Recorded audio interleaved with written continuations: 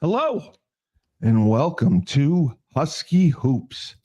I am your host, the best podcast host in the universe, Steve Cully.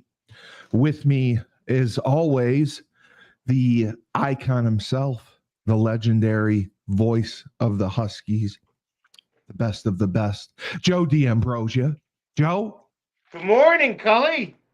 How good are you, morning to brother? you. Good morning to you. I am great You because seem great. we have an episode without Dave Schumann. That's what That's makes why it you're special. great.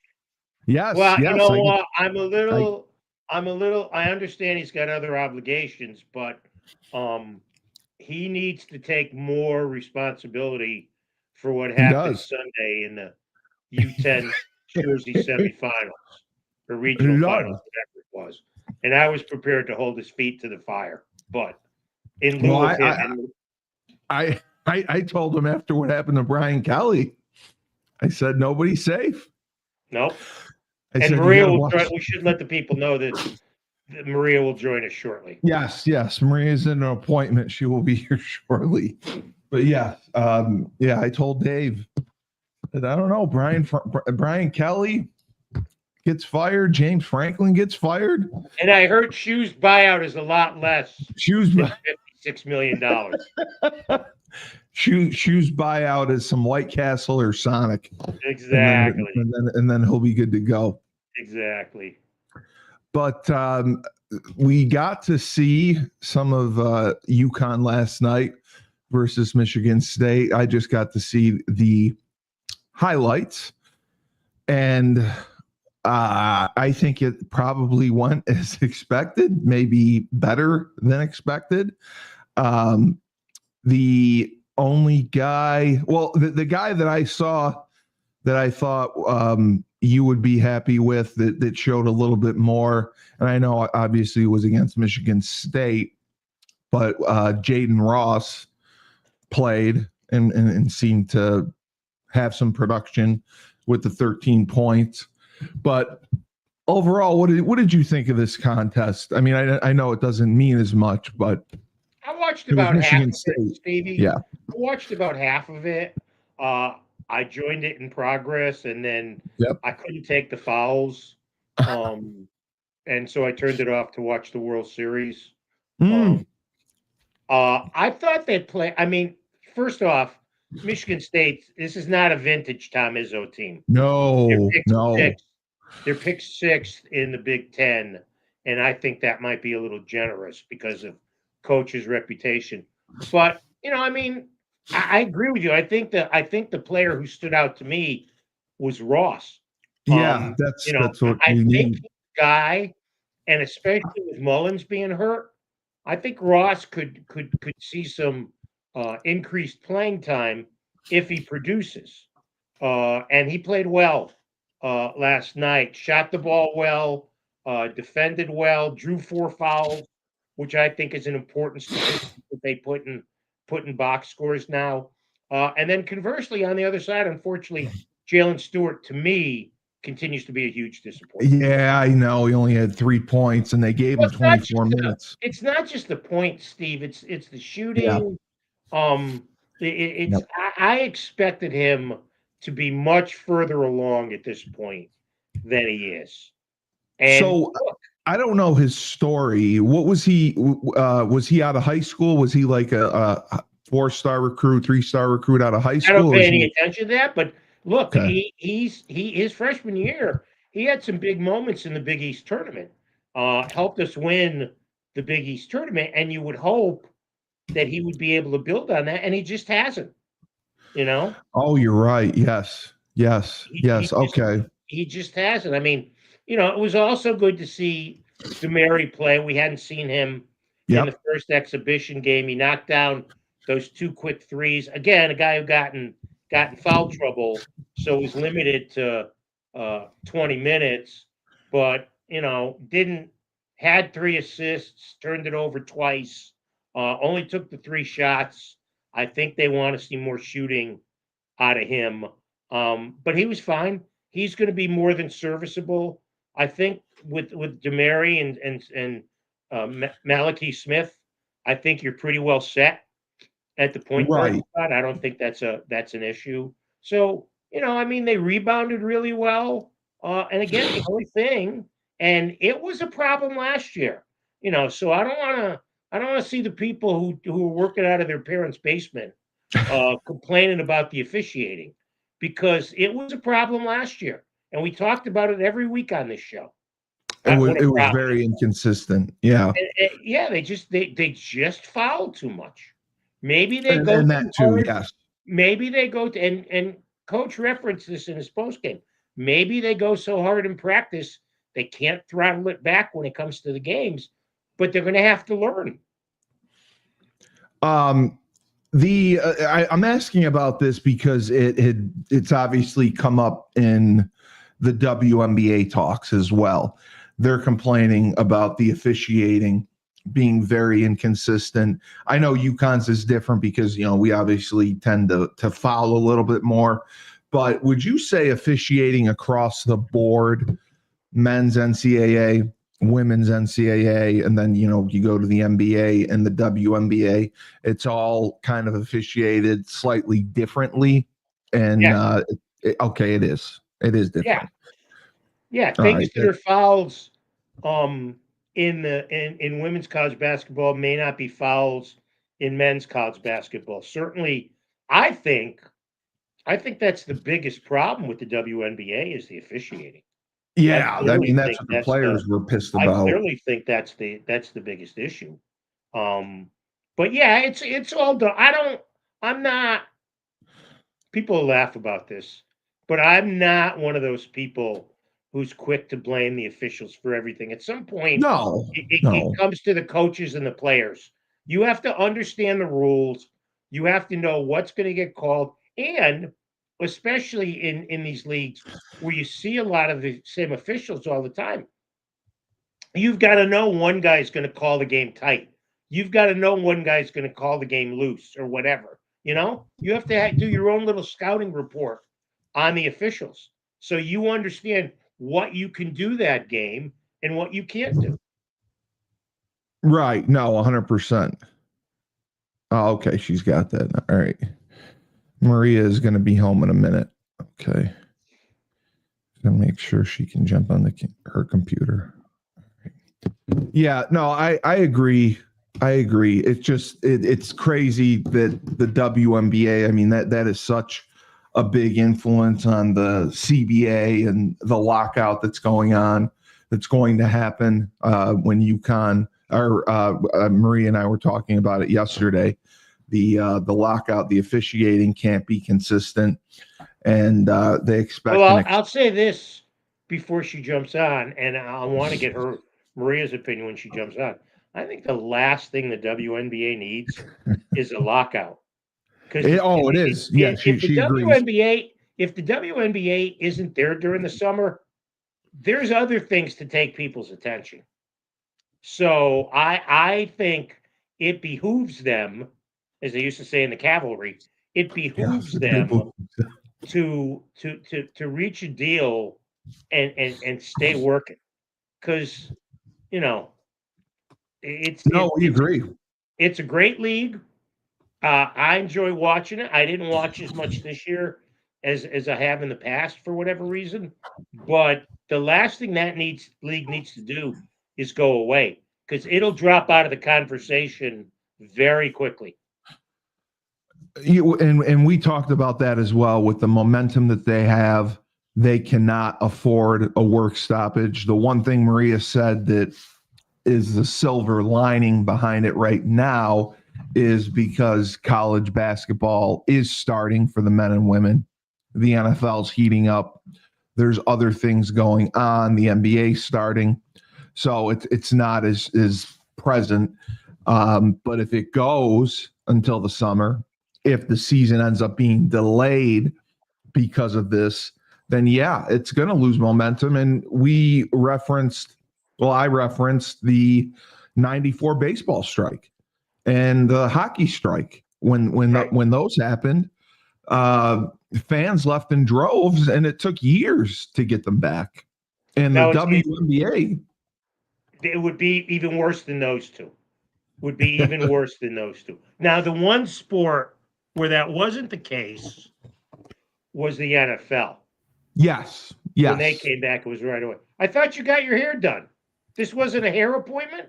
No, it wasn't there. Doctor's appointment. Maria You always look does. good. Maria always looks good. Maria doesn't need to get her hair done. Sorry. Maria, I don't know why great it to won't let me see. connect on my phone. So sorry about No, that. that's okay. That's okay. It's finicky from now and then. We were wondering if you got a chance to see the men at all last night. I know you were busy. Yeah, I did actually. I thought they looked good. I mean, for an early season game against Michigan State, Solo Ball didn't shoot the ball well, but was he like 1 for 7 from 3, I think? Yeah, exactly. But I thought the big guys looked pretty good. Ross played some good minutes. I think one thing what I loved was that I think they only had like 11 turnovers, which is pretty good against a solid Michigan State defense. But 13 assisted baskets. So a little less than I think they averaged last year. But I thought they looked decent for this type of competition early on. What were your thoughts, Joe? Yeah, I think so. I agreed, Maria. I thought I like getting a chance to watch Demery. I wish he would have shot the ball a little more. I agree. I thought it was a breakout game for Jaden Ross. Yeah. Yeah. I thought it was a huge step backwards for Jalen Stewart. Yep. Yeah. As you know, I was on his bandwagon last year, and I'm about to jump off because Yeah, he didn't look great. I thought Ross played awesome. I thought Ross earned himself some minutes for the beginning games of the year, and to see how he progresses. I mean, the first big game is the BYU game at the TD Garden. Yep. On November 15th. The 3 games before that are your typical early season non-conference. You expect to walk over him games. So Bryant can bring a little something to the table. I mean, here's the thing. We know what we're going to get from Alex. We know what we're going to get from Solo, right? That's pretty much locked in. We think we know what we're going to get from Ross or from Reed, but we'll see how he plays as the number one, As the number one, as opposed to being the number 2.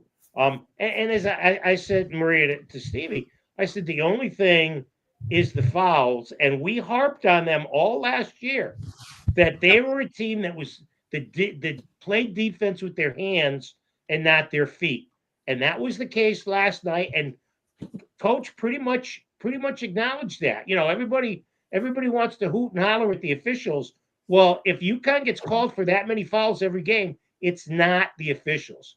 Yep. You got to learn how to guard better. And when it comes down to the real good teams that they play, fouling that much is going to be a problem. A, because the good teams can shoot free throws for the most part, and B, you can't play against the good teams when your better players are sitting on the bench as assistant coaches. So I think that's an issue that definitely has to be cleaned up.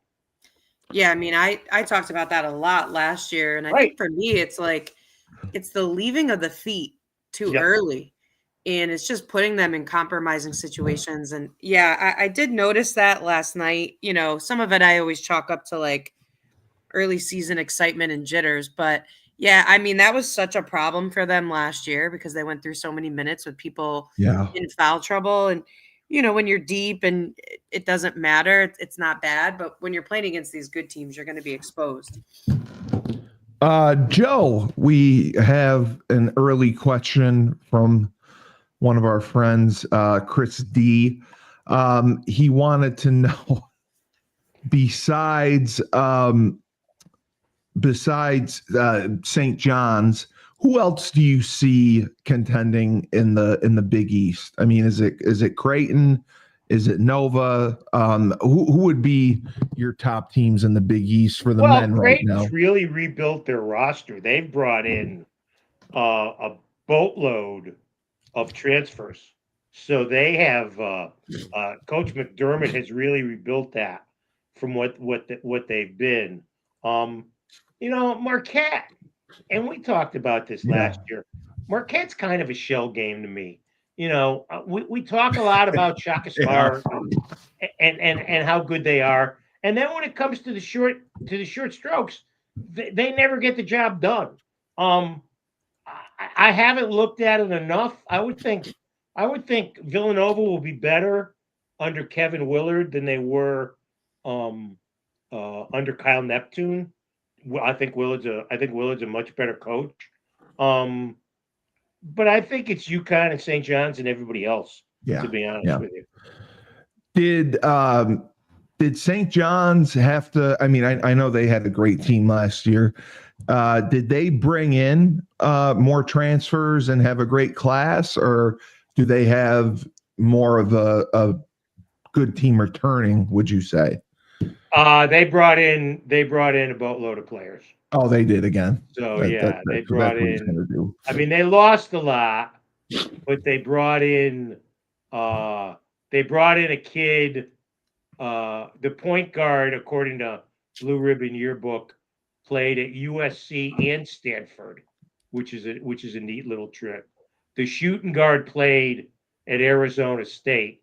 They have the Hopkins kid from Providence, who's been hurt the last couple years. And then this Mitchell kid, they brought in from Texas and Cincinnati. So really the only starter back from last year is the preseason player of the year, the Ejiofor kid. So Patino is very active in that portal because he's got Boku bucks to spend. He does. They've come to the table. They've got good money behind them that they can bring in. In fact, quickly, surfing here. There's only, there's a couple of freshmen who they expect to see some playing time, but everybody else is, and they've got some center who they brought in who's played at 3 schools already. And, yeah. I don't know. Maria, what about you? Who do you see as contenders in the Big East? Obviously, St. John's, but I mean, Creighton the same because they retooled. Maybe Marquette. Yeah, I mean, I'm in the same boat as Joe. I think St. John's and UConn are I think they're the outliers. I think, that 3 through 6 could really be up for grabs with anybody. I think you could see a Marquette in there. You could see, I mean, Creighton's going to play that offense that Creighton plays. They're going to shoot a lot from the perimeter. So it's going to matter on them getting hot in certain games. And it's a tough place to play there too. So you got to factor that in, for anybody that's got to go out there. But yeah, I think St. John's and UConn are clear cut, but you just never know.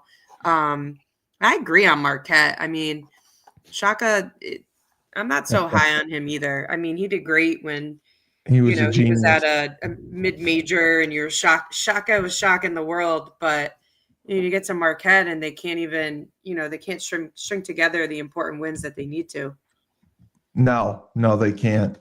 And looking on the women's side, I was just checking out their schedule. Now they obviously play a tough schedule throughout the year, their non-conference schedule, because they have to pretty much because the Big East is not going to challenge them. And, they dismantled BC and, Southern Connecticut was the glorified scrimmage. But they do have Louisville coming up. What are your thoughts on that one? That's next week. And, we'll talk more about it. But they're ranked 20th in the country. Is that going to be a difficult matchup for our girls? I don't think so. I mean, 20th to number 1 in women's basketball, you may as well be 50th at times. I mean, there's such a huge difference between 1 and 20. I hate to say it like that. Like the game's grown a ton, but is it going to be a 50-point blowout? No, but I still suspect that they'll win by 20 or 30. That would be my guess, specifically if they play the way that they have, the last few times we've seen them. I think it's cool. I mean, that game was supposed to be out in Germany, but because of the the government lockout, it's it's down in Annapolis. So I think that's going to be really cool. Actually, I mean, it's beautiful down there. Trust me, I did the game, the first game that they played in Ramstein was men's game against Michigan State. Ironically, it was Kevin's first game as the head coach, and we actually had Jim on doing color with us because we had to leave Wayne back for football. And the travel's not necessarily fun, but once you No, get there to be on that prestigious military base, Yep. and everybody on the base was into it. I'm a little sorry for the kids that they're going to miss that experience. Yep. I was talking to a source yesterday about UConn and the revenue sharing and some of the NIL money, and they are doing a lot of things to scrape by and to make money. And he obviously said long term, he does not believe this is going to be successful. He says the urgency to get into a conference now more than ever is apparent because we're not going to generate the money needed to be consistently successful, to bring in the consistent talent that we've been able to. Do you think if we have solid seasons, or if the men or the women can win another Basketball national has championship? nothing to do I with know football generates the nothing to revenue. do with it at all. They could both go undefeated and win the national championship by 30 points. And it And won't matter. unfortunately, it's got nothing to do with getting in a Power Four conference. It's going to be all football and what you generate there, and having a winning program and showing that you bring something to the table to one of the big conferences. That's the only way you're going to get in. You The know, only and, reason and the thing, and that, let me interrupt before you go to Maria. You know, I'd have to do some research on this, but even though you go to a new conference, you don't necessarily dig into their money pit right No. away. You do not. No. So you know, you have to wait a long time to get NCAA tournament money from basketball, and I believe you've got to wait a while to get football TV money, or whatever their TV money is. So just getting into a new conference may not be the financial bacchanal that it would seem to be right away. It might take a couple years. Just throwing that out there. No, I agree. I've read that as well. And Maria, your thoughts? I mean, I think basketball financially will always be taken care of. He said the players are being, all athletes are being paid a flat rate each week. They get a check each week, but they are required to do a certain amount of appearances, a certain amount of signings, and it's a lot. And they're having to go to New York City today. They're taking 4 athletes down there to meet with donors and sign autographs. But they're really scrambling to put together the money that they need. Do you think it's possible to continue as is, or is it going to be like this every year and eventually fall off if we don't make it into a conference? I mean, you mean like the scrambling of money? Yeah. Yeah. I mean, I think I agree with Joe. Like, it's still going to take a while. So, Yeah. I'm just laughing because I'm hearing like, these kids are getting a flat paycheck every week, and they have to go to New York City. And I'm like, what an awful I know. city for all of these kids. I think, yeah, I mean, obviously they gotta figure out ways to generate, but I don't think that for the men's and women, definitely not the women's program. I won't speak 100% to the men's. I don't think that women's basketball players are coming to UConn to make money. Now, I think it's a product of what you get by coming there because of the notoriety, because of all the different opportunities. But I still think that the kids that we're recruiting, they want to win. Right. So whether that means they're making $1,000 a week or they're making $20 a week, I think you're still going to get that because these kids are still going to have opportunities to get endorsements outside of what they're getting at, from a revenue sharing opportunity at the school. And, so I think if you look at that, I mean, the only two sports off the top of my head that it might not be favorable for them if they can't sustain it would be men's basketball and football. Right. You know, I think Yeah. every other sport is just going to be happy that they're getting something. And I think the women are going to make their money anyways in different ways. I don't think they're coming to UConn because they're getting a certain paycheck. I just don't think that's the case yet. I agree. No. Totally agree. Totally Now, agree. do you think that would obviously have a chance to change if in 3-4 years Coach Oriema steps down, and that would affect the girls wanting to come play there? Well, Not if Coach Conlon takes over. Yeah. No. You know, I mean, I think, yeah, right. I mean, I think that's everybody's concern is, you know, what happens when that day comes and he decides to, you know, take a step back. You know, I think the concern is like, you know, as much as like the notoriety of playing at UConn and the history, that's him, right? And that's not a hit on anybody else. That's not a hit on the university as a whole. But I think the attraction to come and play for him and play the game a certain way is so high that whoever, I think it's, you know, we've talked about this ad nauseum, like the person who steps in after him has got an impossible job, first of all. You don't want to be that person. You want to be the person after that person.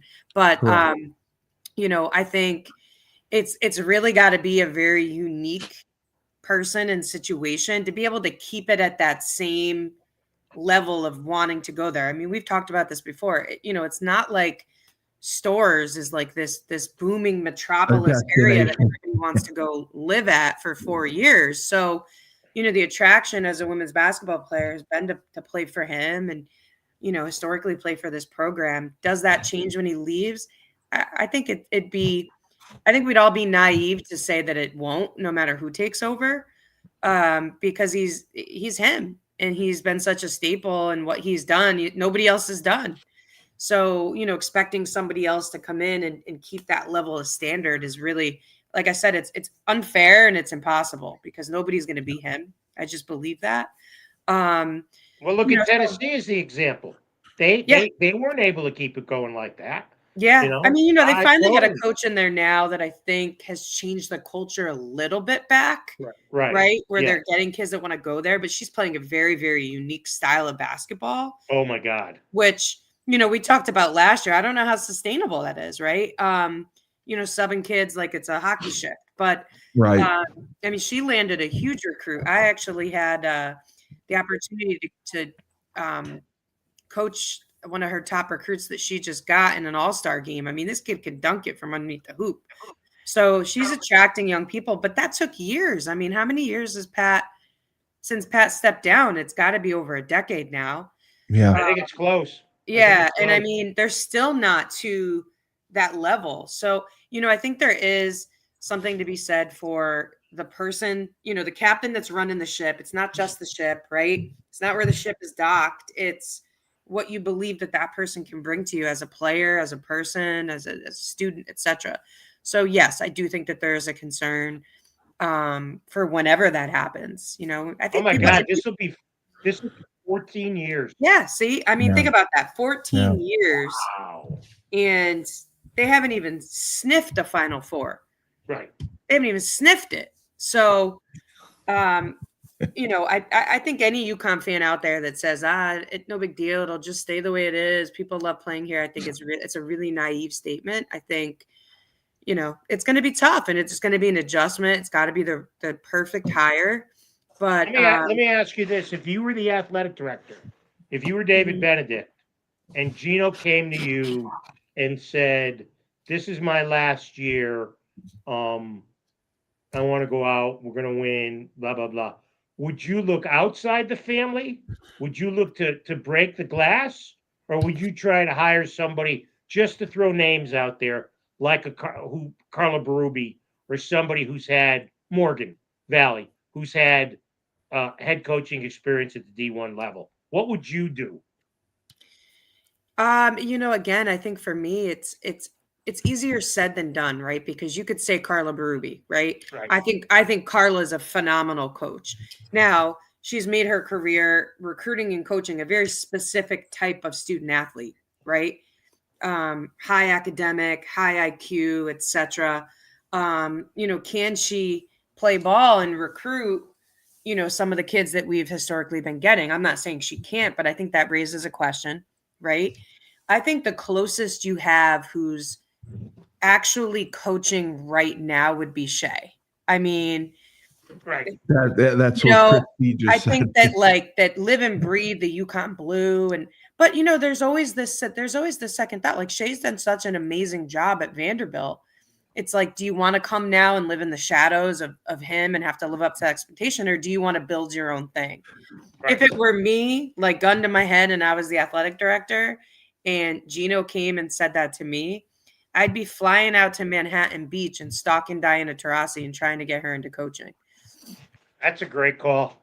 That would be me, Now I don't know that she would want to do that and uproot her family and all this other stuff. But I think from a personality standpoint, from a recruiting attraction standpoint, from someone who's always been a coach, even though she wasn't actually listed as a coach, I think she's the only one, in my opinion, in the family that can keep it there, long enough for it to sustain. Like, who's not going to want to come play for Diana Taurasi? I mean, you have to be crazy. And I think the other thing, if you go outside the family, is you have to bring somebody in who is respectful of what took place before them. That's why Coach Hurley was perfect, because he understood the UConn culture. Not saying you have to keep it exactly the same, because nobody does that. But you can't come in and start doing things 100% different for the sake of getting away from what's worked. You've got to have a show of respect for what's been built here. I think that's important too. If you go outside the quote unquote family, but you hit the nail on the head, and I think that's always, if you're in the family, or even if you're at UConn and you've seen what he's built, I think for us as alumni and people who've, been a part of the program for decades now, that's always like the biggest concern, is someone's going to come in, change everything, not respect the past and the history and what got you there, and try to reinvent everything. And I'm not saying you can't reinvent stuff, right? Like, you got to do it slowly. Yeah, but I can't do it all at once. I think, someone coming in that is like, okay, this is mine now, I'm going to do it my way, and I'm just going to have no regard for everything that's happened over the course of the last 40 seasons, right? I think would be a major error by an athletic director to hire somebody with that type of mindset. So, yeah, I mean, I think it's got to be, do you go out and you try to get a pro coach? I don't know, because that's another thing too, is not the same. Like, there's a lot more that goes into running the UConn women's basketball team and program than just X's and O's and getting the best players. That's a little bit of why they're good, but a lot of why they're good is the way they do it, the respect they have for the programs before them. And it's just a different level when you get there. So it's going to be tough. And by the way, it's probably coming sooner than we think. I know. Like, it's just a fact, unfortunately we can't, like in the off season, freeze Gino and like have him not age and have him not whatever, and then bring him out, right? Like cryo him and then bring him out. Yeah. That's the season. What I would do. That stuff doesn't exist. Cloning doesn't exist. Can we clone him? I don't think you can. So, I think you got to try to get, because don't forget too, it's not just the players, it's the fans too, right? Like, the fans are used to certain access. The fans are used to certain expectations, which, by the way, drive ticket sales and everything else. You come in, you totally disrespect the program, and it goes downhill. Here goes all these years of building up such a huge fan base in Connecticut. So, hey, let me ask you a question. Stevie and I did a little WNBA talk before about potential lockout and what a disaster that would be for a league. But what did you think of Dallas hiring Jose Fernandez as their head coach? Now I don't know how well you know him, but he is one of my all-time favorite guys. I love it. I think it's great. I think he's a great guy. I think he's got a great personality. I think he'll be able to handle this generation of, being a little bit more high maintenance and needing certain things. I like what he runs. I like his core beliefs in basketball. I thought he was a great hire. I would have. It was a home run. Yeah, I mean, and Steve and I talked yesterday about, Sandy going to Toronto, which I knew as soon as New York let her go, I was like, somebody else is going to pick her up. This is dumb what they just did. But and New York can't get a head coach. Yeah, well, because that's why. Yeah, I mean, you literally just won a championship. You were plagued with injuries all season, etc., and you get fired, and you're a proven coach who can win in the league. It's nutty, right. But yeah, no, I loved that hire for Dallas, and I think he's got. I think it'll be great for Paige. Yeah, great personality. I think he gets it. He's always. I've always liked South Florida, like the style that they've played. They haven't always been able to get like the players that you need to get over the hump, because let's face it, you're in the same league as a UConn, and it's like, okay, we're really just playing for like second or third best in the league, right? Which is a tough pill. Right. I thought it was great. And he would bring in a lot of international players, so he's got that aspect going for him, because he's got USA basketball experience. I mean, I thought it was a really smart hire. Yeah. Joe, there was a question that came in. Obviously, Christy question. No, it's not from Christy. Okay. About, because we've seen in football a couple game losing streaks and guys are getting fired. Do you see that possibly happening this season in basketball? Obviously, no, never. Not basketball. I think we talked about this. Steve, you asked the same question. Whoever asked that question didn't listen last week, because somebody else asked that question. Because we addressed it last week. Yeah. Oh, okay. No, I apologize. It's a separate. It's a totally separate animal. Unless the coach does something heinous. You said it was a scandal. It would have to be a scandal. Like takes part in poker games that are set up by the mob. Unless that something happens, super egregious, something super morally egregious. Right, exactly. No, that's not. That's you never remember, happen. like, and we all. I think we talked. I don't remember when I talked about this, but like basketball is such a long season. It's not like football where there's 10 games. No, we did that last week. Yeah, we talked about that last week. You only got 5. Yeah. You get fired halfway through. You got 5 games left. You just got to get through 5 games. You fire somebody in the middle of a basketball season, you could have like 20 more games. Yeah, no, it'll 100%. never happen in college basketball. And I was looking at the UConn men's schedule and the Jimmy V Classic that's coming up in December. And we have Illinois in the end of November, Bryant, Arizona, in BYU to start. What do you think out of these 4 games will be our toughest opponent? Well, I can tell you who it won't be. It won't be Bryant. Right. I can take you off your plate there. BYU is going to be tough because they probably have somebody who's, as a freshman, can win Player of the Year. Arizona's always a respected program. Correct. Illinois can never match up with us. He gets beat like a drum by Danny when they compete. Brad Underwood. Look, Kansas is going to be tough because that's a difficult place. That's a difficult place to play. Jimmy V Classic, Florida's the defending national champs. You don't think they're going to want to come up to New York and stick it to UConn and UConn's second home? Texas and Hartford, it's not as. That won't be as difficult as they think. I think the 2 toughest games will be Florida and Kansas, with BYU a close third. Maria, what are your thoughts? I 100% agree. I think it's spot on. Yeah, BYU, Kansas, and obviously Florida being a tough third. And once they get through that and get into the Big East, I think they'll be cruising. I mean, they Butler, DePaul, Xavier to start, Marquette. They should get rolling. Providence. And but you can't. I understand what you're saying, but we always think there's always a speed bump there. There is in the Big East. Because especially when you go on the road and you're UConn, and Maria knows this from her days as a student athlete. Emphasis on athlete. you know that teams are going to want to beat UConn just because they think everybody at UConn They get thinks up they're for the it. God's gift to the world. So that UConn brings out the worst and the best in opposing crowds, and I think teams feed off of that. No, they do for sure. I mean, it's their Super Bowl. Every team they play, it's their Super Bowl. It's the team they want to knock off. It's the team they want to beat. And Maria, when you're looking on the women's side, obviously we talked about Louisville, but with they have Florida State, Loyola of Chicago, Ohio State, and then they get into the basketball Hall of Fame women's showcase.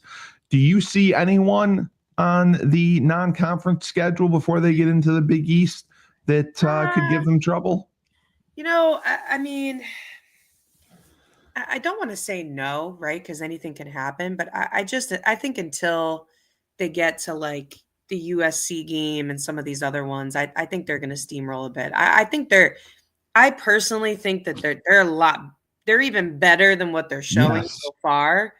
And I think they're just going to be really tough to play. I think they're really locked in on defense. They got multiple people that can score 3-level scoring. I'm not saying they're going to go the season undefeated, right? But I wouldn't be surprised if they did. Of course. No, I agree with that because just like Joe said, you never know where those speed bumps are going to come in. And the women traditionally, they play non-conference games during the season throughout to keep them fresh because, like you said, playing in the Big East can be a detriment and unfortunately hurt us. And Joe, we were talking yesterday. Did the Big East for the women, were we the only team that got in, or was there one other team that got in with us to the NCAA tournament? It was Creighton. Yeah. Okay. And we were looking at the men's roster, and the guy that we obviously talked about was Jalen Stewart. Do you think that Jalen Stewart has a chance, obviously, to make the biggest impact and have a difference on this team? Because they brought in some transfers. They got Solo Ball coming back. They got Reed. If Stewart plays up to his capabilities, that could make a huge difference in the success of this team. Yeah, I mean, I don't think he played great last night, so I think he's off to a little bit of a rocky start. As I said, I think last week, I think for me, what's going to be the difference maker on this team is that point guard position. And if he can solidify that and get them rolling really well, but I don't think Stewart makes or breaks them. I mean, Right. We saw that last night that a couple other people can kind of step into that or do whatever. But they have a big roster too. Yes. Yeah. And Chris D is upset that the UConn women are not playing South Carolina, UCLA, LSU, or Duke. He said he doesn't remember the women not playing one of the top teams in a long time. Is that true? Have we always played one of the top teams early on in the non-conference schedule? Maria? I mean, not early on. No, not early on. Usually I would say January, February is about, when that rolls out. I mean, listen, they're playing Tennessee. I believe that one's at the People's Bank Arena. So I think that's a good listen, that team's not going to be easy. I just talked before about how the pace that they play at and the way that they play, I think could give anyone trouble on any given day. We got Notre Dame at Gamble. I think Notre Dame's going to be solid this year. I know they lost a lot, but they still got Hidalgo and they got some good recruits. You got Iowa, who's always representative. Yeah, Iowa, New York. Yeah. Yep, and that one's where's that one at the Barclays? That's at Barclays Center. Yeah. Yeah, I mean, you're playing USC at USC. Yes, I know Juju's not playing. It will be a different game.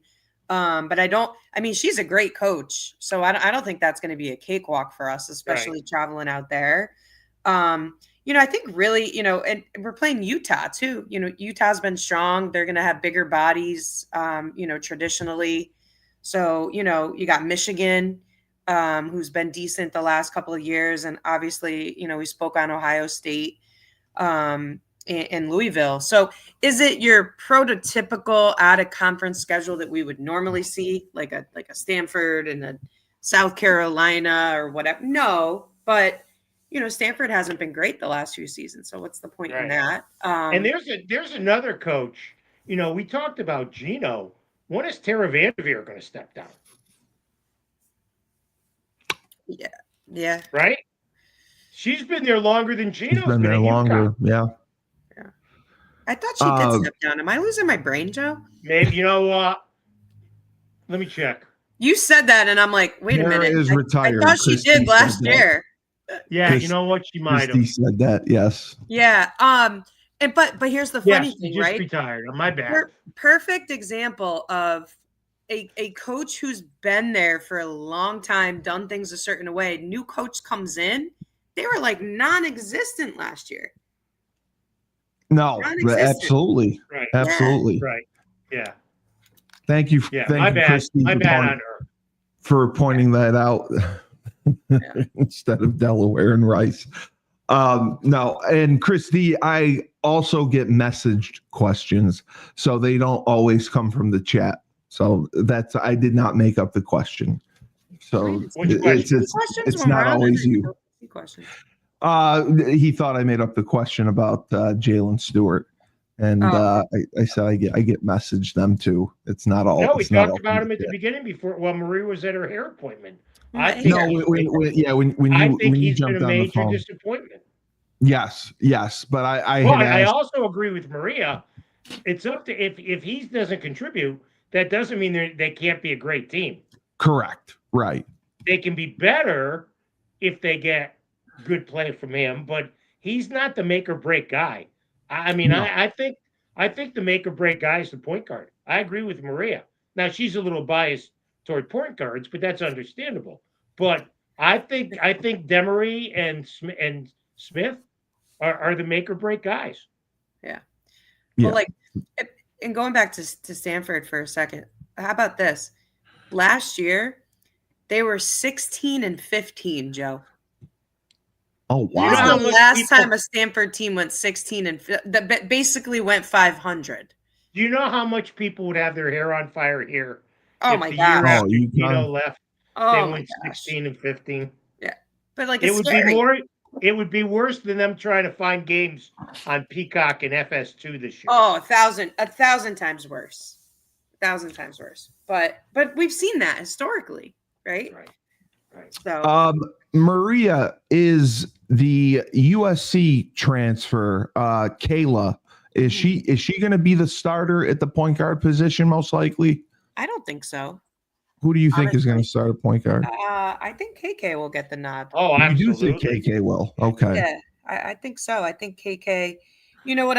KK is one of those kids where like I can never decide if I'd rather have her start or come off the bench. And the only reason why I say that is that she's such a firecracker when she gets in there that if there's a lull, she kind of gets in and just automatically injects this energy.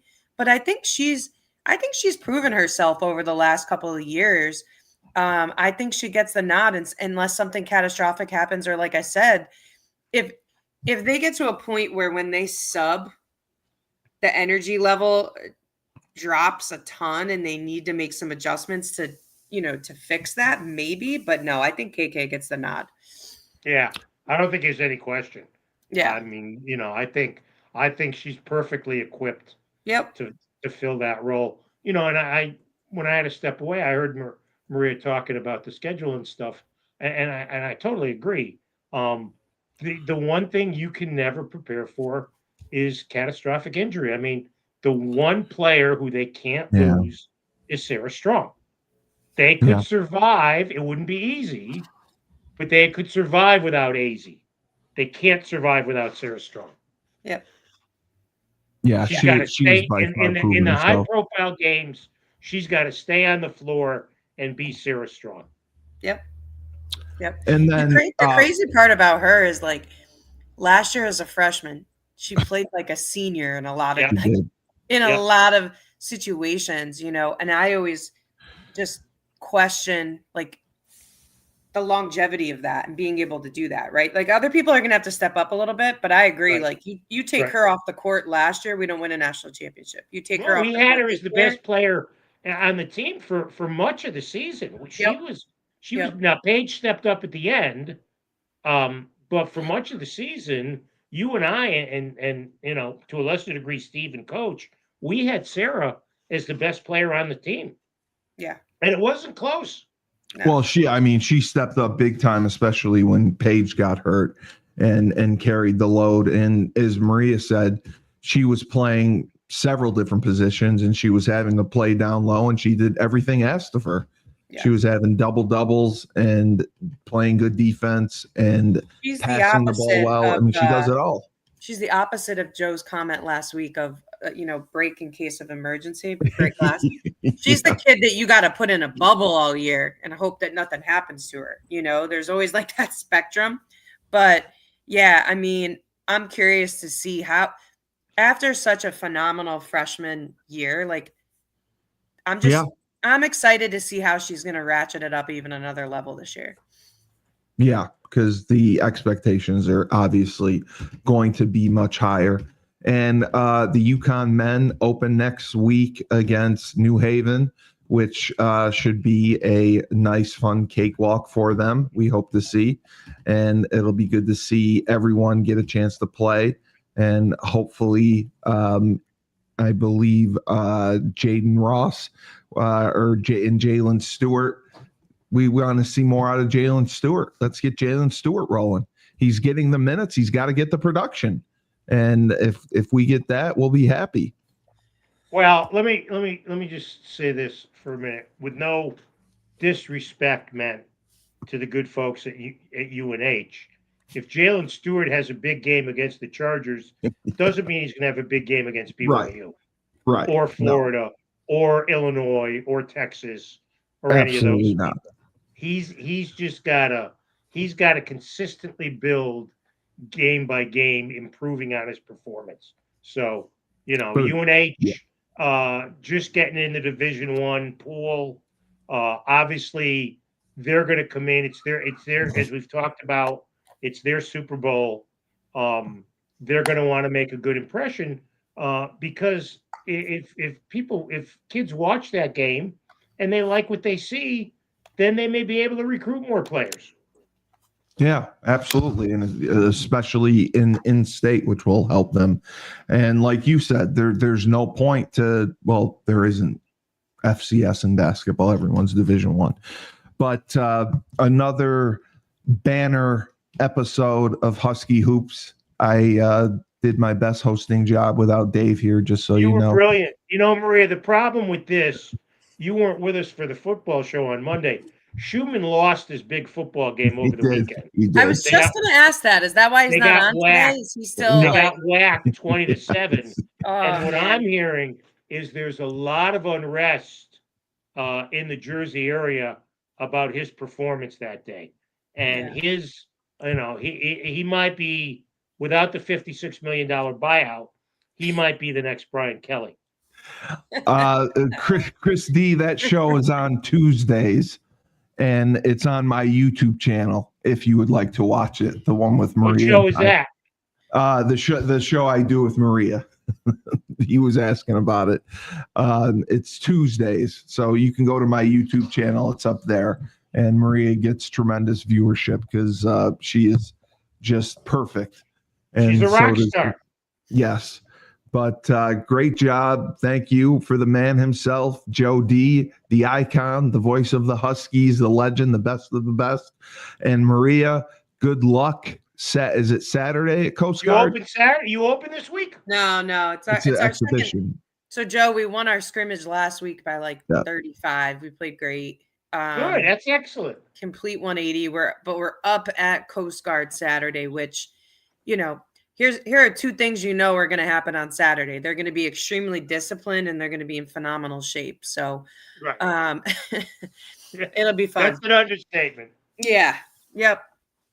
So good luck to you, Maria. Thank you. And we hope you dominate and continue. Holly, are you going to be in the Are you going to be in the state for the game on Saturday? I'm coming. Yeah, I'm coming Saturday. I'm coming Friday night. Yes. And you're wait a minute, hold on. We can't let. Oh, we have a football show on Friday.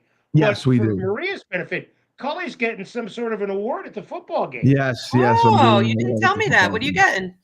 I'm getting the National C Club Highlight Award, whatever that is. Cool. So yeah, it's gonna be interesting. So what do? They cover your bar tab for the day. They give you some food. If they did that, I'd be more than happy. All right, as long as it doesn't involve me going on the field, I'll be thrilled. All right. Congratulations. They haven't told me much about. You're going to be on the field. Yeah, I already know. told During you. a timeout. Yeah. I already told you it's going to happen during a timeout. Just don't trip over the sideline. That's all. That's the only thing you have to do is walk out there and not look like you're drunk. There you go. Understand the assignment. That's it. That is priceless advice from Joe D. That is perfect. So thank you again, Joe D. Maria. I'm Steve Cully, the best podcast host in the universe, and the National C Club Highlight Award winner who's not going to trip over the sidewalk. Remember, when life gives you lemons, don't make lemonade. Take 2 oranges, throw them right back at life.